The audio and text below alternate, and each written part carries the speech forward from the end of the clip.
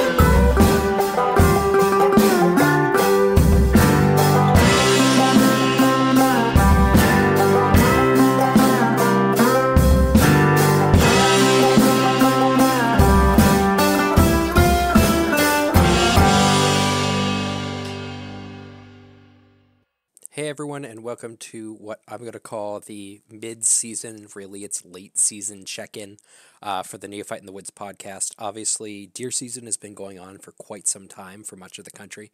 I've got out for the first time on November the 27th up here in Massachusetts. That's the beginning of shotgun season, and was out every day except for one day that week. So what you're going to hear today is starting off me just talking about how broadly my season has been going. And then we're going to check in with my buddy Jim, who you heard on a previous episode talking about small game hunting and how to be thrifty when it comes to hunting gear. But before we get started there, two administrative notes. One, for the 2 weeks around the Christmas holiday, the Neophyte in the Woods will be on hiatus. Just very briefly, my colleague and friend Dwayne is going to be doing a 2-week episode on episode series on veteran mental health that I think is really going to be worth listening to. He's doing an episode a day for those 2 weeks, so you won't be hearing from me, but you will. You will be hearing from him, and I really do strongly encourage you, even if you're not a veteran, to tune in. I think we owe it to the men and women who serve this country to be aware of issues and concerns facing them, just as we're aware of issues and concerns facing our public lands, our communities, and ourselves. So that's it's something that's going on. I plan on tuning in and listening every day. I strongly recommend that you do too. The second administrative announcement, and I even hesitate to call it that, it's more of kind of a shout out. If you've looked on my infrequent, I guess you could call it, YouTube channel of unboxings, I've done a number of unboxings from a company called Hunt Vault. I should say that I don't have a financial stake in these guys. They have on 3 occasions sent me free stuff.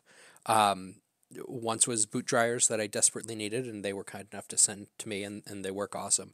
But 2 other times they were giveaways, either for my blog prior to the podcast, or more recently to help out with a fundraiser. They don't know that I'm doing this. I'm not getting compensated for doing this, but I just wanted to give them a shout out for being consistently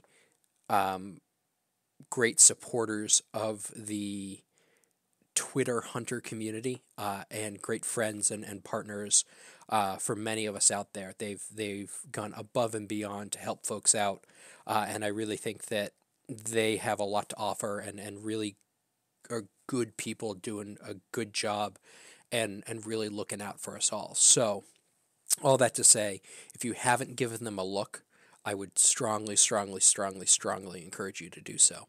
I pay my own money to get their boxes every month, and I really do believe in the product that they offer and the value that they put out. So I would strongly encourage you to check them out. All that said, I want to take a second before we dive into talking about seeing deer or not seeing deer. In my case, want to wish everybody a happy holiday. Last night was the first night of Hanukkah for my family, and I know Christmas is around the corner for my wife's family. So happy holidays, Merry Christmas, Happy Hanukkah, Happy New Year. If I don't talk to you on Twitter, with all that said, let's get down to brass tacks here. So as I said, my season started on the 27th of November. It was a Monday morning, and that was the open air of shotgun in Massachusetts. I'm sure we've talked about this before. You can hunt with anything more primitive than the season, calls for. So in shotgun season, we don't have a true rifle season here. In shotgun season, you can hunt with a shotgun. You can hunt with a muzzleloader. You can hunt with a bow and arrow. I took my muzzleloader Thompson Center Impact with a Vortex Crossfire 2 scope up on it. I took it into the woods every single day. I got snowed on. It got rained on. And then I had no problems with it. Last Saturday, I took it back out on my way out of the woods just to see if everything was still working as it should after all the conditions I'd put it through.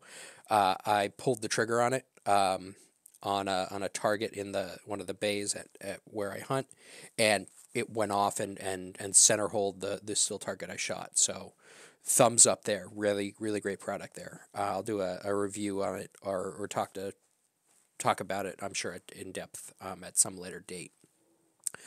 The season so far has been tough sledding, for lack of a better word. I was out every day from just about sunset to, always before sunrise to sunset every day. I hunted from a tree. I hunted from the ground. I did mooches. I did spot and stalks. I tried everything under the sun. And for that whole week, saw nothing. I had a couple of close encounters. I shouldn't say I saw nothing. I heard one deer just over a fence line from me that I couldn't get over to come see hello. It was mooing at me. I mean, it sounded like an enormous cow. I assume it was a doe, but I've been surprised before. I was shut off in that direction as there were houses over that way, about 500 or 600 feet away, which is 500 feet is the minimum in Massachusetts that you need to be away from a house to hunt. So I couldn't fire in that direction. They had to come probably 20 or 30 yards beyond the fence for me to see them clearly, and then a ways past that for me to be able to take a shot. So that was on like Tuesday afternoon. Wednesday, I had a family issue that I needed to take care of, so I didn't get out into the woods that day. It was also 60 degrees, so I'm fairly confident there wasn't a ton of daylight deer movement. Thursday, saw nothing except for a stand that had miraculously appeared less than 100 yards from where I was hunting. Almost like a mushroom springing up from the ground. I'm not quite sure what's going on there. It was a little bit frustrating to see. I think I'm going to have to start scouting the other side of the property, which is a mile and a half away, for a change of pace for next year. My buddy, I'm going to call him K. He works for a 3-letter government agency. So I'm sure his anonymity is appreciated. He shot a nice little forky on that side of the property last Saturday. So clearly there's a lot fewer stands over there. So I'm going to have to spend some time looking in a new direction. So that was Thursday. Friday was another long day. Didn't see anything all day. I decided I wanted to pull my stand out and do some ground hunting. So I climbed down off my tree, put my borrowed climber on my back, and started to hike it out. Obviously, coming down from a stand, you want to either cover up your broadheads or unload your gun, which I did. With my muzzle loader, all I have to do is pull out the percussion cap or the shotgun primer, and it's unloaded. It won't go off. It's as safe as you're going to get, especially with an external hammer that you need to actuate to fire. So I had done all that, and I was walking head down, a little bit frustrated and dejected out of the woods. And I got 30 yards from where I was. This is about 10 minutes after sundown. And I look up, and there's a doe standing broadside 10 or 15 yards away from me, just standing there staring at me. And it's after shooting hours, so legally, ethically, I couldn't do anything. I still had that moment of wanting to fumble for a primer so I could take the shot, but I didn't as much as I wanted to. And she stood there. We stood there staring at each other for maybe 5 minutes. She blew at me. She stomped. She snorted. She peed everywhere. I mean, it was just like a hose coming out of her. And then after about 5 minutes, I twitched, or my arm moved, or my safety strap clanked against something on the stand, and she took off like a shot through the woods. And then a couple of seconds after her, a buck came following her, head down, hauling after her. I didn't get the world's best look at it, but it looked like the deer that I call Percy, who's matured into something that I would love to encounter with a gun in my hand. He's a beautiful, symmetrical, kind of typical. I think he's like an 8-point now, very, very tall. He's small in the body still. He's probably 2.5 years old, but really, really a nice deer. And I'm hoping that he's survived to this point, so I have a chance at him next year. My wife hopefully won't listen to this podcast, because I'm about to say I'm planning on buying a bow as soon as Christmas is over and I recoup some money, so I can get out and get after him during a couple of Saturdays during bow season. So fingers crossed there. But that's been pretty much my season. I made it out last Saturday for a morning sit ahead of going out and getting a Christmas tree. It snowed. It was beautiful. It was my favorite kind of day in the woods. But unfortunately for me, the woods were also crawling. It was the final day of shotgun season. Woods were crawling with other hunters. I heard from the property 3 shots. One of them was my buddy Kay shooting his deer. I'm hoping to get him on the show to talk about that. I think he has some good perspective. He's a big, he hunts out west a lot too, so certainly there's good information there. So that was one of the shots, and then 2 of the other shots came from one of them came from a nearby property, and then one of the other ones came from a couple of hunters doing a drive not far from me. I ran into them later. We were trying to find and put down a deer that we think had been clipped by a car some time ago. It wasn't bleeding, but its front right quarter was all jacked up. So, we're trying to do the ethical thing and put it down so it didn't suffer through the winter or get killed by coyotes. That's the other thing. Coyotes this year seem to be endemic. Jim and we talk about it in this episode a little bit, but I've seen so many. I saw 6 of them in my suburban neighborhood on Thanksgiving evening, just walking down the middle of a very busy road. They have not a care in the world. So if you're a predator hunter and you want to come on the show, get in touch with me, because I want to do an episode on that for a bunch of reasons. One, I think it's important to do predator control, but 2, I have no idea where to begin. So any information I could glean from you would be very much appreciated. I'm hoping against hope to get out again at least a couple more times. The black powder season, the primitive firearm season, goes until the end of December. We end a little bit earlier than some other states. So I know I'm getting out on Saturdays right through Christmas and probably New Year's. And I'm hoping to be able to sneak a couple of days where I'm working remotely or working in the field, and get out after them for evening sits on those days. So that's my season in a nutshell. I think one of the best things I can do at this point, you've heard me talk uninterrupted for coming up on 14 minutes at this point. I'm sure you're getting bored of me. So I'm going to flip over, and we're going to connect with Jim and talk about how his season went. thank you again for tuning in. I missed the opportunity to do a Thanksgiving episode this year, and I'm grateful to those of you who tune in and listen and engage with me on Twitter.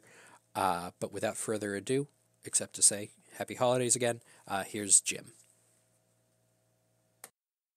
So, Jim, thank you very much for coming back on and talking to me and kind of giving the point of tonight is to do an update on how your season's been.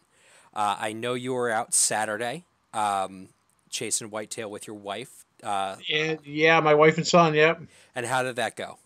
Saturday was a bust, I have to say. But, we didn't really expect to see a heck of a lot out there because we were hunting a local WMA that's been pushed pretty hard by the shotgun guys for the last couple of weeks. So it was dead as a doornail. But it was kind of nice sitting out there in the afternoon with the snow coming through and everything else, just kind of enjoying the outside though, Yeah, it was absolutely beautiful. I was out Saturday morning for a bunch of hours. I got horribly lost walking to my tree. I was only 50 yards from where I wanted to be, but at 3:00 in the morning, that's lost. Yeah. Yep. That might as well be a mile away. That may as well be. Yep. Yep. And it's a pretty typical New England forest, so there's lots of pines and just tanglefoot everywhere. I just constantly tripped and slipped and fell. It was a great work-out. Wow. Well, at least you got out there. Yep, I got out, and actually one of my buddies was lucky enough to take down a nice little forky. Nice. Up on the other side of the property. I made a choice. I was going to go to the left and go to the north side, or I was going to go to the right and hunt the corner that I've been hunting all season. And of course, I went to the corner that I hunted all season. Oh, that's how it goes sometimes. Yep. But that's why they call it hunting, not killing. It always is. Yep. So so you guys didn't see a lot on Saturday, but you guys had you went out on a drive at Devon's a week ago, right for the opener. Yeah, the 5th of December. So it was a week out, like in the middle week. Yep. Of shotgun. So a week ago from yesterday. So yeah, the 5th. Yep. I went with a group of guys to Devon's, and we saw a lot of deer that day. We saw a lot of deer that day. I did get a good shot on one. Mm-hmm. Failed to recover it, which I'm still kind of upset about. But first time it's happened to me, and that's that. I know it's part of the game, but I was never kind of ready for that, I guess, until it happens, And so the doe that you shot and couldn't recover, do you think it was like, did you clip a branch and then the bullet tumbled and it just kind of hit her high, stunned her, and she was right out in the open and it was a good solid hit. So I'm still kind of trying to play this one in my mind. If I think the shot may have gone while she was facing from right to left. Mm-hmm. So I think the shot might have gone high right, and I think I might have grazed her back. She was only 30 yards away. Mm-hmm. And like I said, I think, in our communication on it, I mean, she went down hard. I mean, It was the like the other deer I've taken, just right down on her side, kicked a little bit and done. Mm-hmm. And 15 seconds later, she jumped up and ran kind of quartering off to my right back into the woods. And I tried to put another shot off her and off she went. Mm-hmm. So that was a head scratcher. And we spent a lot of time. I don't even know how long, tracking a blood trail that just thinned and thinned and thinned. And we lost her. So. Yeah, I mean, with that one, you gotta hope that it was, it wasn't. She got knocked out, adrenaline kicked back in, and she run off. I mean, it doesn't. It from what you've described and kind of thinking about it on my own, it doesn't sound like you, despite it being a broadside-ish shot, it doesn't sound like it was, you hit one lung and she. Yeah, and I've talked to a couple of my buddies with a lot more experience than me on it that came over and looked at the blood trail and all that, and it was not foamy at all. They can, they say, you can tell, and actually, the other deer that I've seen get hit, if you hit him in the lung, it's going to have some foam. Yep. In there on the deer. There was nothing foamy at all. It was just solid red. So, they think it might have just grazed her back or something. So I still feel bad about it. Yeah. It's just something I was never prepared to do. And another deer that I took a couple years ago, I had to put a second shot on the deer because when she went down, she was on her belly with her head up. You know what I mean? Like kind of like in that little football pose. You know what I mean? Like crouched down. So I knew she wasn't, out. So I put a second shot on her. This one, when she went down, I felt no reason to put a second shot on her Sure. because of the way she went on her side and kicked and went still. So there's still kind of a head scratcher on that one. I don't know what happened. And so, there's obviously the unknown, right? I mean, you don't know what went wrong there. Now, Is there a lesson learned from that you've you've had a week and a little bit to digest it, or almost a week? Is there something that you took from that? boy, and that's what the most perplexing part about this one is, because I don't know where I don't know where the shot actually hit, so I can't say it was something I did in my aim or anything like that. I mean, I had the patience. I waited until she came out and turned broadside and did everything in my head right. In the way it presented when she went down, I had no reason to think otherwise that she wasn't down for good. Yeah, and I think that that's one of the frustrating things. Like, you can do. It's one of the beautiful things about it too, right? You can literally do everything right, and it sounds like you did, and still not have it go your way. Yeah, and I mean, we put in the time, into the recovery too. The last blood spot we could find, I put up the orange tape. You know what I mean? I had my son stand there, and I worked the, 5-yard circle, 10-yard circle. You know what I mean? Kept fanning out, and never saw another sign at all. So, in my head, I guess at this point, a week later, I guess, yeah, I did everything I could. I guess it just happens sometimes. You know what I mean? It's not, it's just the way it goes. Yeah, and I think that there's a lot to that. Like, this past weekend, Saturday, we came out the woods, and we were going back to. I was going back to my car, and my buddy was giving me a lift because we came out on the other side of the property. Yeah, and we ran into three other hunters hunting the property, and they were all.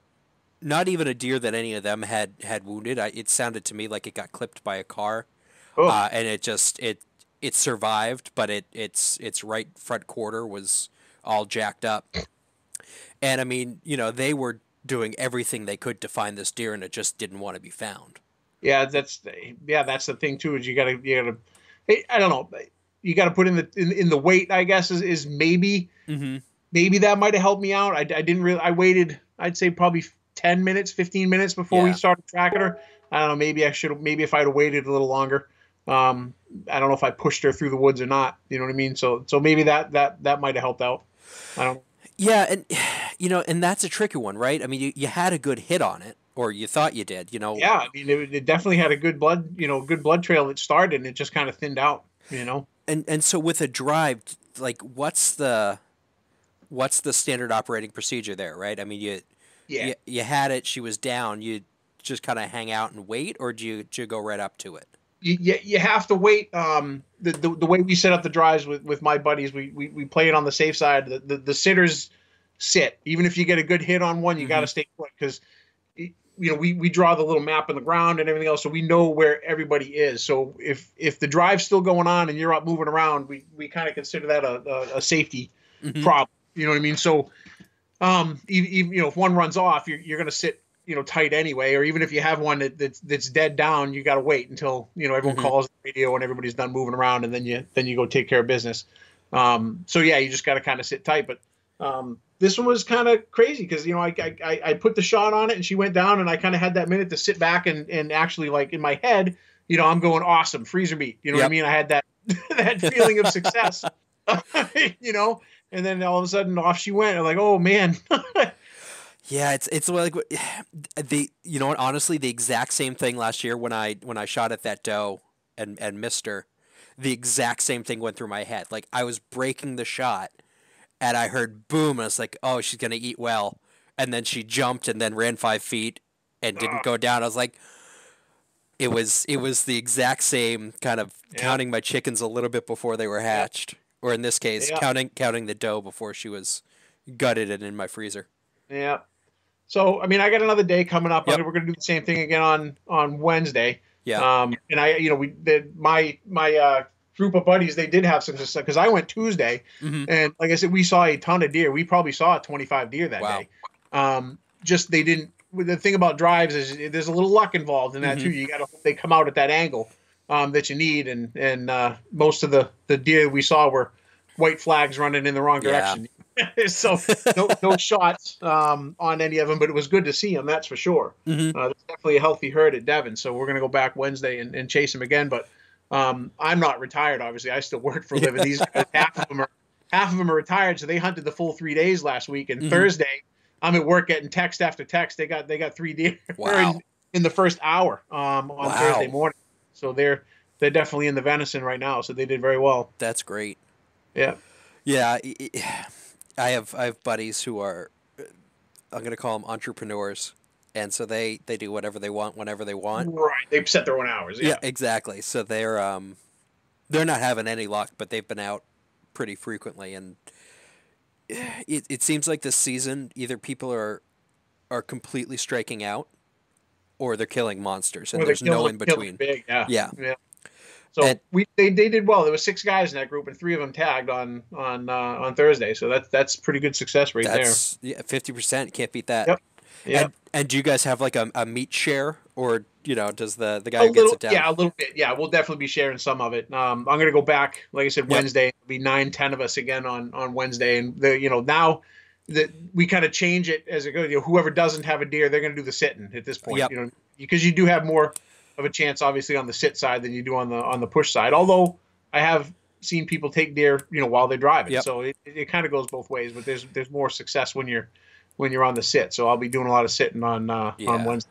And so how does the tactic vary? With the shotgun, you obviously have a follow up shot or two. Right. With we're into black powder, primitive weapon season here in Massachusetts. Does the tactics change? I mean, or is it pretty much the same idea? It's pretty much the same idea. Although I'll say the guys that are driving will take their time more. They call it more of a I'd say more of a mooching. Yep. They call it in Michigan or whatever. They're really gonna go slow because you kind of want to nudge them along. You don't want them. You don't want them sprinting. So that it will just take a lot more time with it. But the tactics really don't change. Yeah.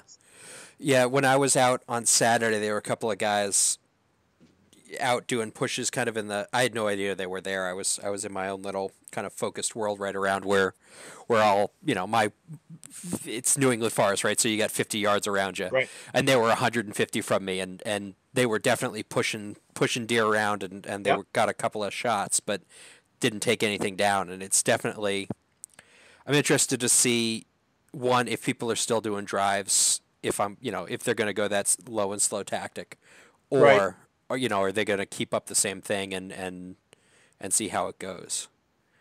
Well, I'd say the guys at Devon's, not even just my crew, but there'll be a couple of other groups out there, and they'll still be doing the drives with the muzzleloaders. So, yeah. And I think that it's a good time of the year, especially if you've been drive, in terms of pulling, getting a deer out of the woods. Yep. It used to be fewer people, but there's still a lot less people in the woods than there were during shotguns. So, hopefully that number will be cut by at least half. At least. At least. Yeah. So I'm hoping that it takes a real cold turn, and the hard asses like you and me who are hungry for it, are the only ones in the woods. That's kind of my game at this point. I got one more day at Devon's, and then probably next Saturday I'll hunt the Shirley area. Same group of guys, and we'll see what we can pull out of there. Last season, the very last day of the season, it was New Year's Eve. We got 2 on the very last push. We only had an hour of hunting time left, and we ended up with 2. So we'll hunt right to the bitter end. Yeah, right absolutely. Yep. Right. Yeah, I'm hopeful that I don't think my boss listens to this, so I can comfortably say that he doesn't listen to this. I have a couple of site visits coming up over the next week and a half, just out in kind of the world. So I'm gonna work from the forest a couple of days. Right. Yep. Just check email and that kind of stuff. Just hoping that I getting out in the middle of the week is gonna help me. When there's a little bit less pressure. I think that, for me at least, I have to be a little bit more, I'm going to call it creative in where I go. The side, I check the trail camera. The place I've been hunting hasn't had daylight movement since middle of October, right? So, their patterns definitely changed. yep, yeah. So I need to change it up a little bit. So I'm going to go hunt my buddy's side of the farm, as it were, and kind of see what happens. And in the late season, their pattern's going to change again. They're going to start queuing in on food, which it's everything's under the snow, until tomorrow when it all goes away. But so I think that for me at least, focusing on cedar groves where they're going to be able to nibble the trees as well as pick up some mast might be a decent tactic. But it's this is a new world. I'm used to my season ending, the second Saturday after Thanksgiving, so it's all new. So I'm trying to listen to Wired to Hunt and some of the other podcasts, just trying to figure out what the hell I should be doing. So it's as far as this week coming up now. We've always had good luck with the driving through thick laurel patches at this point, because they're kind of hunkered down during the day, because they're still getting back on track with all the number of guys they had in the woods the last couple of weeks. So on drives and stuff at this week here, that we'll concentrate on the thick laurel patches, and usually we'll bump a couple coming out of there that have already bedded down during the day. So and that's, I mean, do you hunt mornings, or do you hunt evenings, or do you hunt all day during that? When we drive, it's all day long, because you're actually trying to bump the deer. It's kind of the opposite of the way you're doing it with the stand and the cameras, and all that. We're actually trying to find where they've bedded down. We're not waiting for them to move to us. So we're going after the spots where they're known to bed down, either from scouting, which we know from years past, where they tend to bed down during the day. And that's how, because we kind of took some information from the last day we were out last week. We found some spots where you can see the packed down areas in the thick laurel. So they're using it for bed. You can see the tracks coming out and all that. So we'll be hitting those things first thing Wednesday morning. And so do you guys go straight for the bedding areas? Basically, it seems like that's what we're looking for. We're looking for where they're at. Yeah, exactly. In the during the midday, that's what we're going for. We know they've bedded down. In our way of doing things, like I said, it's a lot different too, because even the hunts at Devon's, we've hunted that area so much. When they let all those groups in there, we're trying to get ahead of the other guy. so we know there's we know there's another group that always pushes a certain swamp first thing in the morning, and it generally kicks out a few deer, and they always head up to the same corner. So we'll wait to push that one until about 9 in the morning after they've cleared out the swamp and pushed them up there. So it's a tactic. It's totally different, but that's you're generally, like I said, you're trying to get ahead of the other guy and find out where they've pushed the deer, and then pick them up from there. So it's different. I've had conversations with other hunters that think the way we do it's not ethical or whatever. To each his own, I guess. But it is legal. And the way we do it, it's a group effort, and it's a shared harvest. That's just how we do business. And I think that's something that I think is worth discussing, and especially in, I hate to say it, a world where we're divided amongst ourselves. Hunters. Right. Yep, there are a big divide on these things. Yep. And if you look at the bow hunter forums versus the the gun hunter forums, everybody kind of makes fun of each other, and sometimes it's lighthearted, and sometimes there's an edge to it. Yeah. Yep. And I think that's something that I certainly would want to talk about and explore, is that it doesn't make sense for us in a time where there's so many other things to fight about that we should be eating our own. For lack of a better word. Exactly. If driving were illegal, I wouldn't be doing it. Yep. You know what I mean? Not by any stretch of the imagination. But mass wants the population down, and driving's legal so that they can, improve the success rate. So we'll take part in it. It's a group effort. It's a lot of fun. And it's got its own challenges too. Shooting a moving deer is a hell of a lot harder than shooting one that's kind of sauntering in. Yeah. And and it's not like with on a mooch or a drive, it's not like you can whistle at them or give them the little grunt that people do. Yeah, you've been made at that point. Yep. The little mrip sound isn't gonna. That's not gonna get them to stop. Nope. They're not running full bore, but they're cooking right along. So Yep. you got to put a little lead on them. Yep. And so during shotgun season, you were obviously hunted with your I think it was your 20 gauge, or you bring your 12. I used a 20. Well, I used a 20 for 2 days, and then a 12. My son joined us, and he took his 20 back. And what kind of optic did you have up on that, or were you shooting irons? With the 20 gauge, the BSA red dot is what my son uses on his, and with my 12 gauge is just iron sights. I don't use scopes or anything like that during because of the way we hunt. You're shooting moving deer, a little tough with a scope, and none of the people in my group use any scope. It's all red dot or irons. Mm-hmm. Yeah, that's a brave new world for me too. I've been an irons guy. That's what we talked about. My black powder, which I took out all during shotgun season because I could. Yeah. Has fiber optic sights and a high mount that I can see through the fibers. But yep. I think that the red dot fascinates me, especially for my slug gun, because it's not a tack driver. It'll cloverleaf, 3 shots if I'm really, really careful. But, a red dot with a 2 minute of angle dot on it is going to be everything I need and more. Right. And actually, I'm switching over to the muzzleloaders obviously this week, and I put a red dot on my muzzleloader this year. Did you? Yeah. So that's going to be new for me. I took that to the range quite a few times, and I'm actually 3 rounds touching at 50 yards and a fist size group at 100. That's great. With that thing. So it is dead on. Yeah. And are you using powder, or are you going to use pellets? I use the pellets. Yeah. They work fine in my gun. If I didn't get that kind of grouping out of it, I'd probably start playing around. But I don't think I can improve much on that group. Nope. So. Especially no. I don't think that there's any need to improve on that. I mean, if with a shotgun, if you're on a pie plate, and with a black powder, if you're touching, I think you're better than 90% of the people out there shooting with them right now. Yeah, I'm very happy with the gun. Absolutely.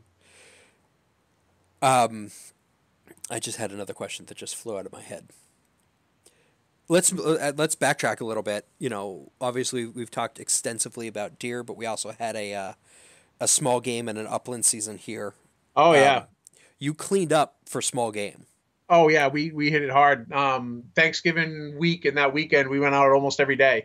And we lost track of the amount of gray squirrels I got in the freezer now. So we're getting ready for ice fishing season to start once everything locks up, and we'll be making stew to bring out and all that. We cleaned up real well on that. We got a few pheasants as well, just by luck. Yep. So sometimes that happens, Yeah, and it sounds like your dog is not going to be winning field trials. No, he will not be winning any field trials. Yeah, there's 0 prey drive with the treeing walker coonhound. He's a great pet, and that's about all he's gonna be. Yeah, we had a pheasant run, I mean, inches from his face, and he just watched it walk by. There was no no chasing it, no nothing. He had no interest in it at all. So did the pheasant at least change direction and give you a shot after it saw him? I threw a stick at it to flush it. I don't like the ground shoot them. No. So I threw a stick at it and it flushed, and my son got it. So that's great. So it was 3 pheasants you got this year, and 3, yeah. And more squirrels than you can count. And more squirrels than I can count. Exactly. Yeah. That's great. So speaking of squirrels, when you clean them, do you use the cut at the base of the tail and peel them up like you're taking a sweater off, or? I've tried that way. I've seen it on TV a few times. It works about half the time with me. But I do the slice right in the middle of the back and put 2 fingers on each side and pull. It works fine. Okay. And that's 100% of the time. It works real well. But I also I bought a set of game shears this year for the first time too. So I actually kind of quarter it right when I field dress it instead of having to worry about that when I get home. Yep. And found that a lot easier because there's less work in the gut area. Yeah. Just clip the 4 quarters off and then just cut the back strap off, and the rest of it just gets tossed in the woods. So I found that a lot easier. It's funny to think about a squirrel having a backstrap. It does. It's small, like the size of your finger. You know what I mean? But yeah, each one has 2 pieces about the size of your index finger for back straps. So. And does it have the tenderloin under the spine like a deer Yeah, would? Not really. nah, I'd say no on that. Yeah, you don't see much down in that area. That's But yeah, it does have a piece on each side of the spine that's the best part of it. So that's great. Are you gonna go back out for squirrel? Obviously, the season I believe goes through the end of the year up here. January 2, Yeah. believe it or not, you get 2 extra days. So, but I'll be hunting deer right up until Okay. December 31. So, yeah, I'll probably do, maybe a day, before the season's empty on that. But rabbit goes right, cottontail goes right till the end of March or end of February, excuse me, end of February on that. So, Are you gonna go up to the great state of Maine and chase? I think we're gonna try to get up there one, maybe a 2-day hunt in February at some point. We'll see what things bring. But my son, he's 16 now, so he's into sports, the varsity sports and stuff. So I don't know how much time we're gonna have for that this year, but that's okay. We may not make it this year, but we're gonna take a look at what his schedule is and see if we can get something in there. Yeah, Maine in the middle of February is definitely not for the weak of heart. Oh no, it was cold, boy, oh boy. The first we hit the last time we went, we hit every weather you could imagine. The first day was 2 degrees and windy. The second day was rain and 40. And the third day was about 35 degrees and sunny, and that was the day we cleaned up on the rabbits. That was the best day we had. So. That sounds like the week we're having right now. Yeah. Yeah, there's going to be a little bit of everything this week. Yeah, as long as it doesn't hit 60, I'm going to call it a win. Yeah, that's a little too warm to be running around hunting deer. Well, especially I hate being cold. Like I'll tolerate it, but my preference is to be at least comfortable. So I went out to Cabela's and bought a set of bibs, which they're warm as hell. They're not great for hunting New England because the fabric that these particular bibs are made out of, it might as well just be tissue paper. Wow. It's only happened once, obviously up here you walk through some thorn bushes and some blackberry patches and all of that. And I have a nice little, probably quarter-sized rip right on my left leg. I've been wearing the same Carhartt coveralls for about 10 years hunting. So that's the same one. They get a little heavy, if they get wet, but I don't have to worry about ripping them or anything like that. They've been wearing them for 10 years. That's great. And they're basic brown, right? I mean, yeah, they're just a basic brown. Yeah, but they're insulated, so they keep you warm. Keep you nice and happy in there. Yep. Yeah, that's been my other struggle this year is not so much staying warm because I've been lucky enough to have the bibs and be able to do it, but staying cool enough when I'm walking in has been especially with the type of hunting I do, has been something of a challenge. Even I strapped my jacket and just walked in wearing the bibs zipped open and my sweatshirt and base layers. Yeah, it's just been a struggle, a constant struggle. I found the best way to combat that is you just got to walk slow. I mean, just if you feel yourself starting to heat up and sweat, you're going to be cold later. So you just kind of take a break. You know what I mean? It might take you, obviously a long time to get in, but the last thing you want to do is be all sweaty when you get in there. Yeah. I had one day I was up in a tree stand. Actually, this was the same day that it slipped. I busted my ass getting in because I felt like I was behind schedule, and then I got there and I got up in the tree and I just shivered all day, no matter what I did. And then coming down, I wore myself right up when I fell 3 feet. Yeah, that'll get you going. Yeah, that got the blood pressure up and the blood moving. So it ended my day too. But it definitely warmed me up for my walk back out to the car. Yep. So I think that was an adventure that I'm not interested in repeating. Yeah, I got something before I forget. I was going to ask you: have you seen any coyotes out there this year? Because I've seen 4 since October. Have I? Actually, in the field. So, and I've never seen them before. So I really have a feeling that population's high. I've seen 1. Well, so I saw 6 running down the middle of the street I live on, and it's not a not busy street. That was, I think it might have been Thanksgiving. We live right across the street from a big park. And the town in which I live has a no hunting ordinance. Right. If you're not on private land with permission. So they're just not stressed at all, and they have no fear of humans. So I saw 6 then.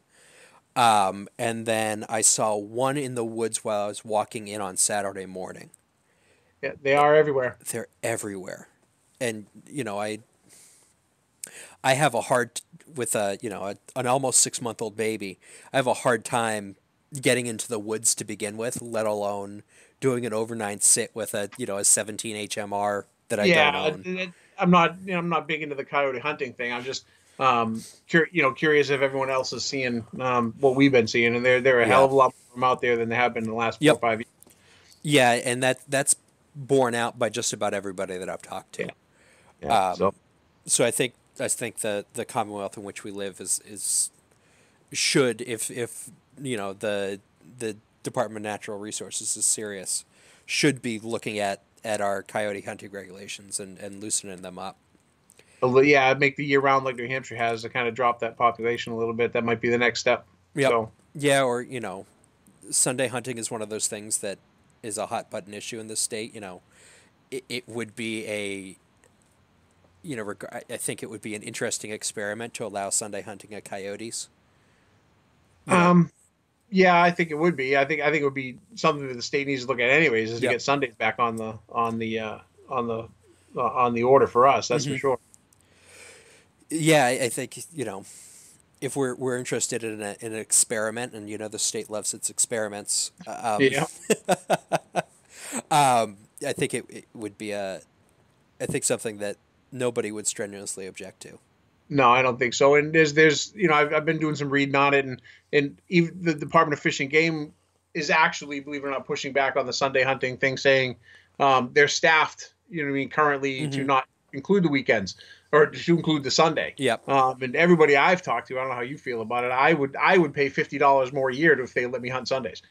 I would gladly pay it. Yeah, I Take my money. You know. yeah, I agree. I would happily pay more money. I think that my wife might murder me, but I would definitely be interested in being able to sneak away and have Yeah. something to do on Sunday other than throw my hard-earned money at the NFL or something like that.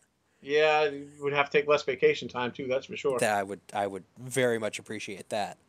I ended up taking 40 hours to go out in the woods and had a beautiful time, seeing what's out there, but Yep. 40 hours is a lot of time to spend when you don't come home with a When you didn't close the deal, I guess. exactly. Yeah. Yeah. And Well, it's a learning process. It takes a while absolutely. sometimes. Yep. Absolutely. And I think that kind of my closing thought here, because I know it's getting on towards 8, and we all have wives and kids to, I'm sure, socialize with. Yeah. One of the things that I know I need to do better is be more willing to call an audible and not stick to the plan. I decided I was going to hunt in this spot, and damn it, I hunted in that spot, and I heard a deer, and I bumped one coming out, but had no shots. Despite everything in the world telling me that I should probably try something else. Yeah. Sometimes you got to change the plan, and we do that quite a bit. Even with the deer drives, you get a feeling for where they're going, and sometimes you have this.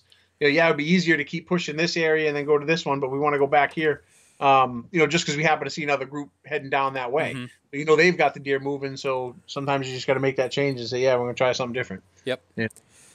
Yeah, it's flexibility and stubbornness are not two traits that go hand in hand all the time, but it seems like that's the desired end state for a successful hunter. Yep, I think it is. You got to kind of just listen to your gut. The longer you do it, the more information you have, and the more you can trust your gut, I guess. Yep. Yeah, it's blind decision making based on prior experience, I think, is Yeah. a good way to look at it. So before we ring off here, Jim, do you have any concluding thoughts? No, not anything other than I hope you find one. Thank you. So we're going out Wednesday. I'll probably go out again Saturday, and then I'll hunt the Saturdays right through December 31st, trying to get something. So You gonna do mornings or evenings? I'll probably do both. Yeah, Yeah. morning and then afternoon. Yeah. So Great. Awesome. Thank you, Jim. I do appreciate the time. all right, I appreciate it too, and good luck. Hope you get one. Thank you, sir. You too. Hey everyone, it's Andrew from Neophyte in the Woods. Just popping in real quick. Wanting to do a quick kind of bumper out here. We here at Neophyte in the Woods and the Change Your POV Network do this all out of the goodness of our hearts. We legitimately love and are passionate about the subjects about which we speak. However, that doesn't mean that we're not absorbing some costs. And one of the ways we're trying to address the overhead costs associated with putting out these podcasts is to do Patreon, and you can find a link to it right down at the bottom in the kind of the episode show notes on our website. If you could donate anything that you're able to support us and help us get this content coming out to you, it would be very much appreciated. There are tiers of membership from $1 all the way up to 10, and you can donate more than that. For our backers, our Patreon patrons, we do offer some unique content. We've been doing weekly shows where we do a live stream and we talk about a quote on Mondays. It's normally right around 8 p.m. Eastern. There's also some other cool rewards, including the level at which I back at $10 a month. You can actually get, believe it or not, a signed autographed picture of our fearless leaders, Bennett and Eddie. It really changed my life. It sits actually right up above the computer where I record all this stuff. I take it with me when I go hunting. I take it with me when I go fishing. I take it with me when I go to work. It goes everywhere with me. Some people have an EDC pocket knife. I have an EDC picture of Bennett and Eddie. I would really strongly suggest you back us and keep the good work that we're doing coming. Thanks for listening. Thanks for supporting us on Patreon. Thanks for leaving us reviews on iTunes. And we'll talk to you next week.